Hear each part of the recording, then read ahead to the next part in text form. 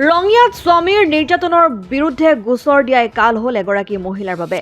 স্বামী তথা স্বামী পৰিয়ালৰ তালিবানী শাস্তি এগৰাকী বোৱাৰীক। ঘৰৰ চোতালত বান্ধি অকথ্য নিৰ্যাতন পত্নীক। ৰঙিয়াত মৰাণজানাৰ জীয়াৰীক পাখণ্ড স্বামীৰ নিৰ্যাতন। নগুচি গাঁৱৰ বোৱাৰীক শাৰীৰিক মানসিক নিৰ্যাতন স্বামীৰ।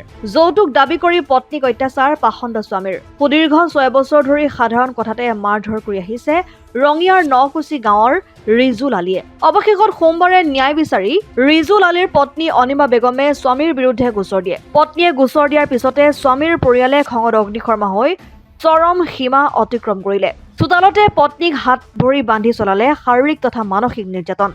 তালিবানী শাস্তি দিয়া অকথ্য নিৰ্যাতন চলালে দুৰ্ভগীয়া বোৱাৰীগৰাকীক। পিছত স্থানীয় লোকে পৰিয়ালৰ লোকক ঘটনাটো অৱগত কৰে।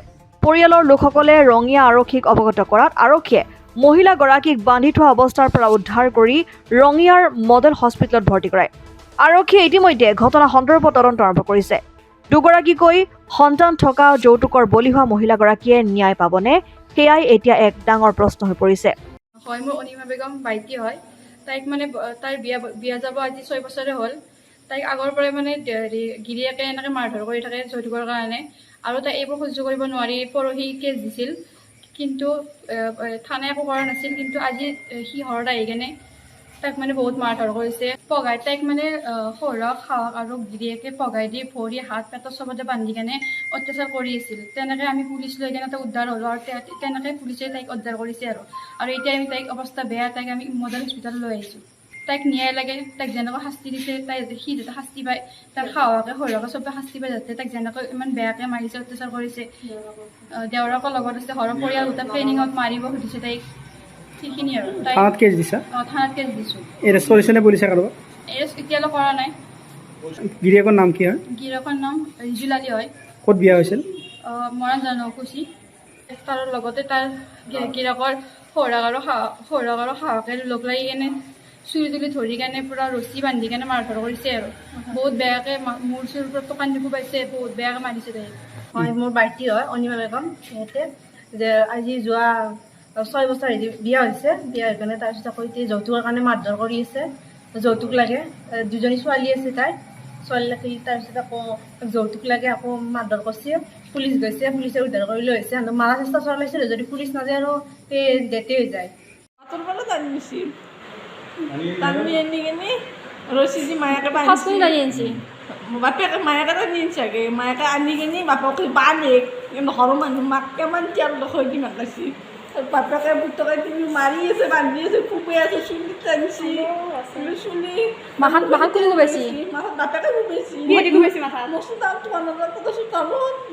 পৰি আছিল, চোতাল টানিছে। বাপেৰে মাত ৰাজুতে মাত একদম কৈ আছে। হেৰি তোৰ গিৰেৰে চলি কি কৰিব আকৌ গাঁৱত তিৰি কৈ আছে। গাঁৱত তিৰি কৈ আছে। মাষ্টাৰ ধন্যায় কৈ আছে। মাষ্টাৰ ধন্যায় কৈ আছে। মাথাত কোনে মাৰছি তোক? বাপেকে মাৰিছে মাথাত। শহুৰে মাৰছি? কিহত মাৰছি? ইনো মাৰি আছে আৰু মই কি কৰিম, দোকানত বান্ধি লৈছি। তই মোক ফোন কৰা কান্দি আছে, মাইক ফোন কৰিব নৰোৱে, মাই নৰোৱে কৈ আছে। ৰঙিয়াৰ পৰা আইনাল হুছেইনৰ ৰিপৰ্ট, অসম আদিত্য। NKS হুণ্ডাইলৈ স্বাগতম। নৰ্থ ইষ্টৰ প্ৰথম GDSI 2.0 ফিচাৰ্ছ ডিলাৰ হৈছে NKS হুণ্ডাই। অত্যাধুনিক সা সুবিধাৰে তৈয়াৰী মষ্ট আপডেটেড হুণ্ডাই ডিলাৰ এতিয়া ডিব্ৰুগড়ত। আমাৰ NKS হুণ্ডাই ডিলাৰত open sales consulted room, customer ৰুমৰ লগতে পুৰণি গাড়ীৰ এক্সচেঞ্জ ফেচিলিটিও ৰখা হৈছে। ইয়াত চেলছৰ লগতে ছাৰ্ভিচ ছেক্টৰৰ সুন্দৰ সুবিধা আছে। প্ৰয়োজনীয় সকলো এডভান্স টুলছ, হুইল বেলেন্সিং, এলাইনমেণ্টৰ অত্যাধুনিক machine, post hydraulic lift, fully ট্ৰেইনমেণ্ট পাৱাৰৰ লগতে nitrogen gas filling facility, fully automatic car washer ফেচিলিটিও আছে। লগতে NKS হুণ্ডাই ডিলাৰে কাষ্টমাৰসকলৰ সুবিধাৰ্থে মোবাইল ছাৰ্ভিচ ভেনৰো ব্যৱস্থা ৰাখিছে, য'ত হাইড্ৰলিক লিফ্ট, ৱাশ্বিং facility, wheel balancing, tyre pressure check কৰাৰ লগতে বহুখিনি সুবিধাই উপলব্ধ আছে। NKS হুণ্ডাইলৈ আহক আৰু সুবিধাসমূহ গ্ৰহণ কৰক।